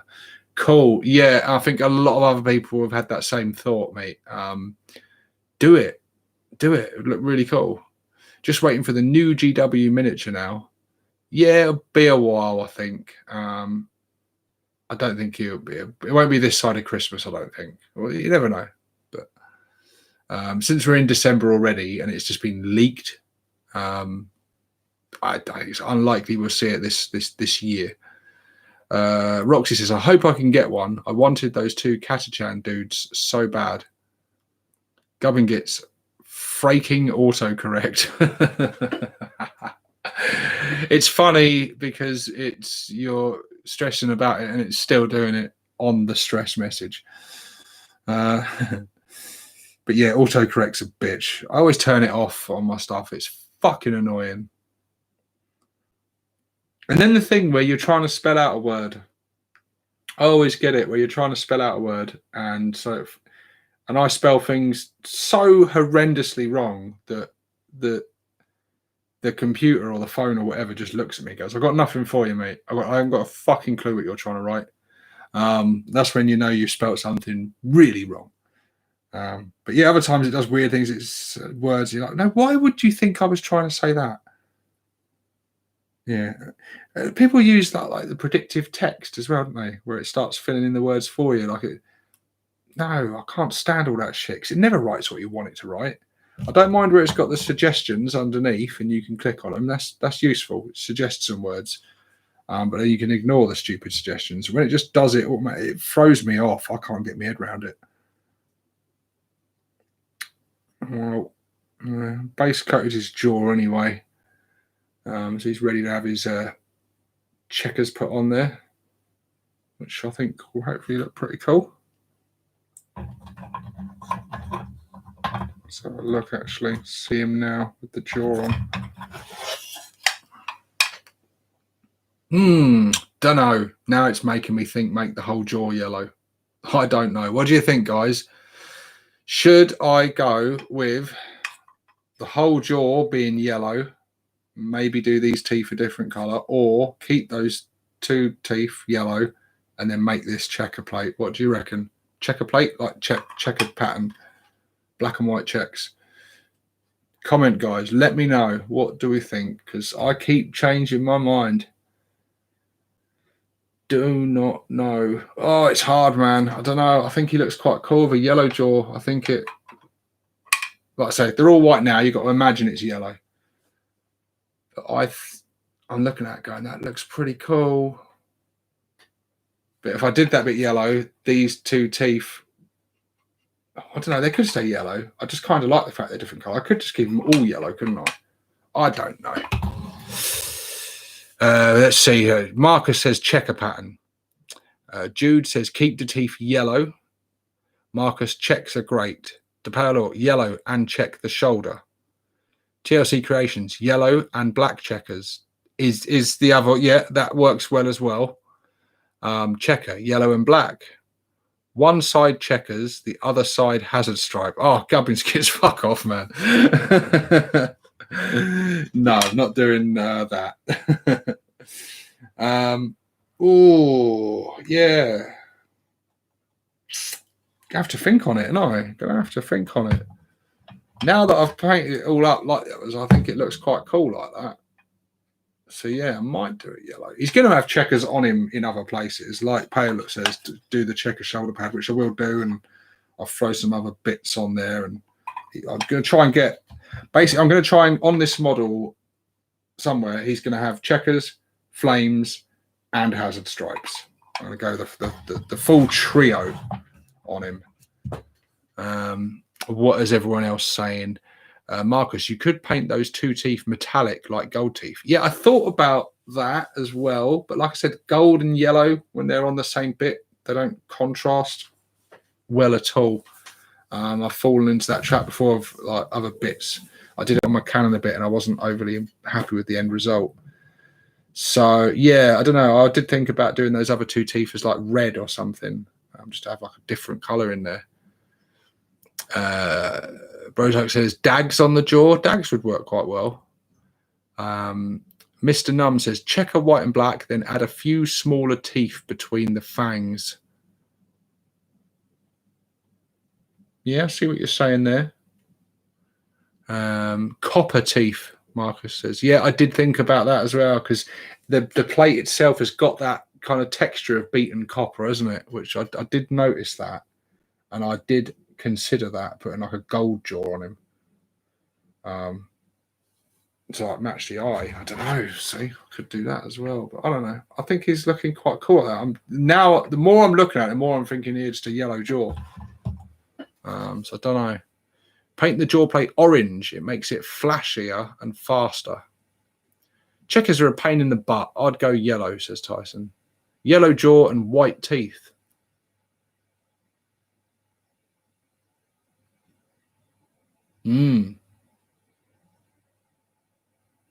Possibly.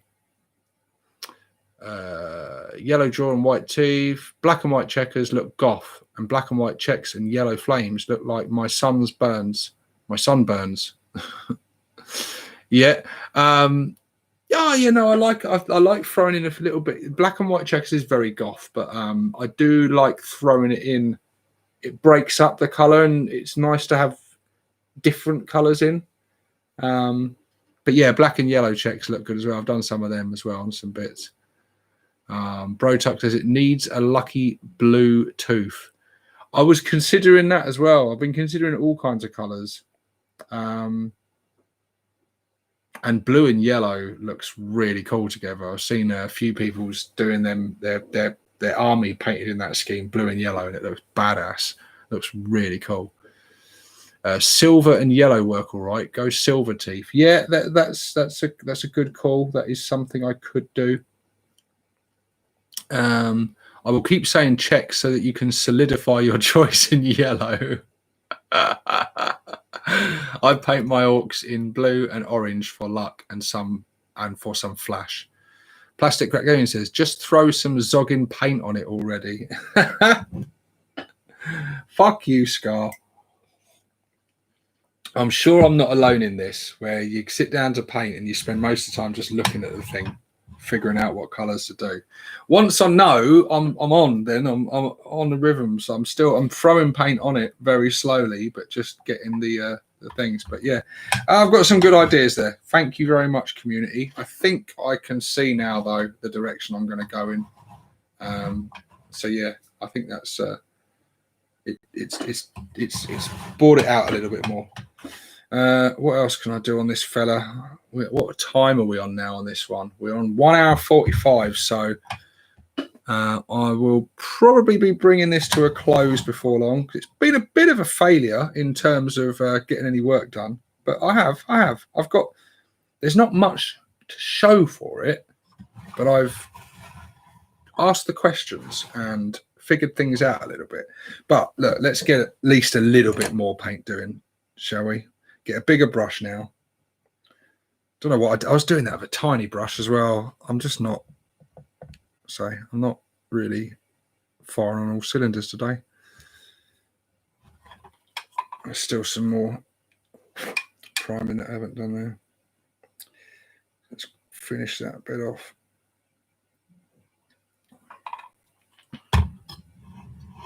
Oh, it is nice just working on one single miniature though. Oh, so much better than batch painting. Batch painting sucks balls. It's boring, takes a long time, it's soul destroying. But it is satisfying when you've done them. So we continue to do it. And I want a lot more boys. I want to at least make that one mob of shooter boys into a mob of 30. But the thought of doing another 20 of them so soon is they're all built. I've got plenty of boys. I mean, I don't think I have as much boys as most people have. I've only got like I think I got like about 100 boys. You know, to some might sound like a lot, but I think to most will sound like not very many at all. But I want to buy. I've actually run out of boys' kits. I need to get some more before they're replaced. That's what I need to do. I need to. Yeah, I was thinking recently. Actually, I want to grab a couple more boys' kits or start collecting sets before they're gone, just so I can have those bits, you know, on hand and still have them bits to work with.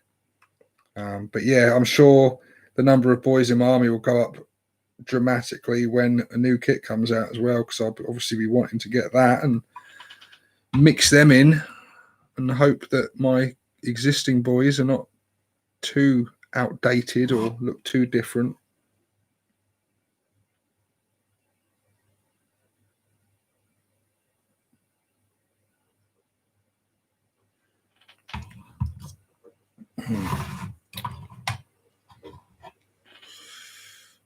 This is the biggest thing I've painted in several years. Several years. It's the biggest thing I've painted since I've been back into the hobby, that's for sure.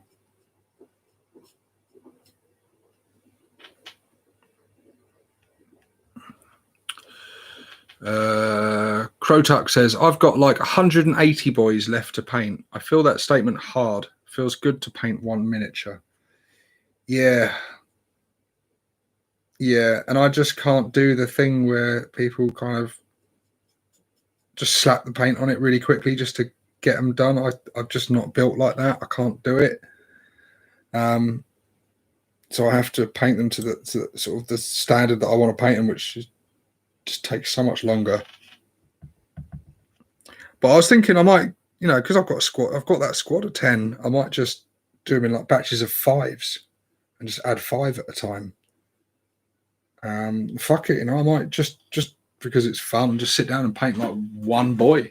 Maybe just sit down one evening and just paint a boy. Just add them slowly, build them up like that. Just trying to think of ways to make it fun for myself and not like a real chore. Because I think actually when I'm having fun, I'm more productive. I feel more inspired to do it.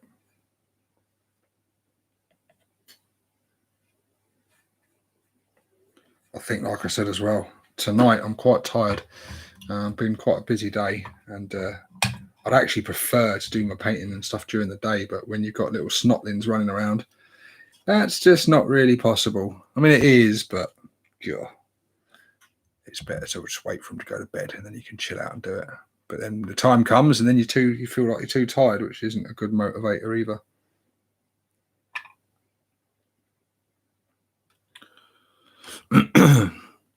Jude says, Bad Moons only fire all cylinders when firing to Daka boss. That's true. Crotuck, why not? A bit as you go sounds like a decent enough plan. Yeah, I think, like I say, once, because the pressure's off now, I can just enjoy it. So just find what works for you, don't you? That's all you got to do. I can tell I'm just doing that now because I'm literally like, I get bored painting one section, like, I'll come back to that in a minute. Stop throwing on paint somewhere else. But it's all progress. Might not be the most efficient progress, but it's progress. And sometimes that's the best you can hope for.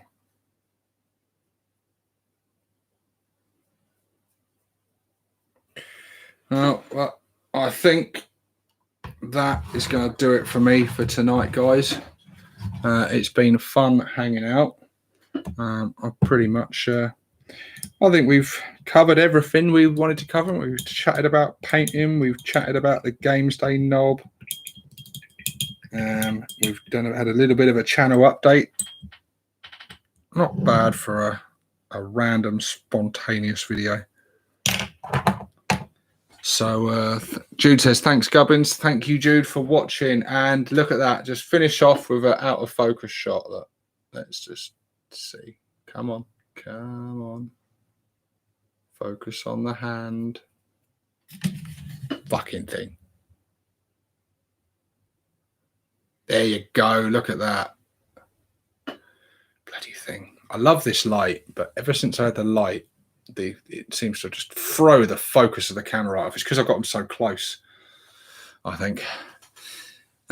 Jude says, I like your random live streams. Good. Because if no one was watching, there'd be no point me doing them. Brooke says, for sure, thanks for the hobby hangout, bud. You are welcome, guys. Thank you all for joining me. Thank you all for smashing the like button. It's been fun. I got a tiny bit of progress done, but thank you to all the people that helped me out in sort of choosing colours and colour schemes and things. I think I've got an idea where I'm going with it now. So yeah, cheers, guys. And I'll see you on the next one. I don't know what the next video will be, but like I said, I've got a Cromlech range review coming up, a sort of unboxing review type thing coming up, and other stuff. Yeah. This is 6 Plus Stevo signing out.